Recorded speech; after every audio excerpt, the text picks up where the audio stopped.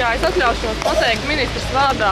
Tikko beidzās preses brīfings, kurā viņi skaidroja reorganizācijas aspektus, un pašlaik sākās ministru kabineta sēde, un diemžēl patiešām nav atlicis laika iznākt pie jums, bet es tiešām ceru, ka varu atbildēt uz kādiem jūsu jautājumiem vēlreiz arī šodien, kā esmu to darījusi arī citas reizes, un kliedēt jūsu bažas par jūsu nākotni iespējams. Kāpēc jūs mums atkal papildināsiet? Kāpēc viņi ir iznākuši?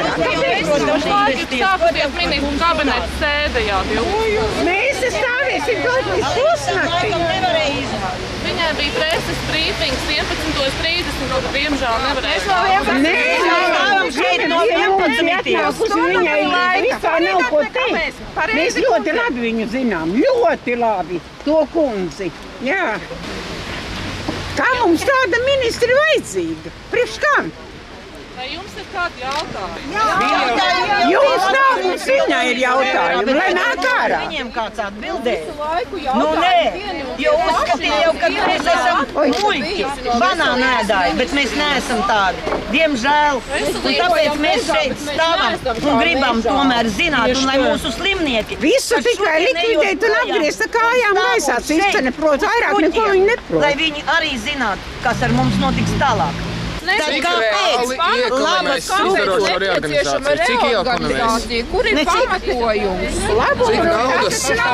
Cik naudas iekonomēsiet reorganizējot šo struktūru? 100 gadi pastāvēs limits.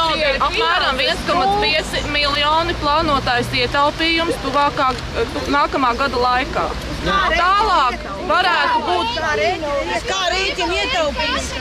Samazinot tarifus, kas atšķirībā no citām slimnīcām infektoloģijas centrā par vienu aprūpas epizodu ir augstāki, lai gan pacienti jums ir ļoti līdzīgi tiem pacientiem, kas ārstējās citās slimnīcās.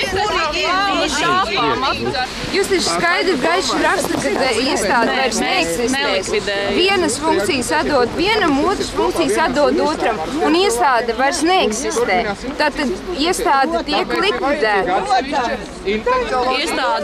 Iestāde netiek likvidēta, pārdalot funkcijas. Visas tiesiskās attiecības gan ar darbiniekiem, gan ar citiem, kam ir līguma attiecības ar infektoloģijas centru saglabājās. Tiek pārdalītas funkcijas, neviena funkcija netiek iznīcināta, tā skaitā jūsu ārstniecības funkcija netiek likvidēta, jūs turpināsiet strādāt.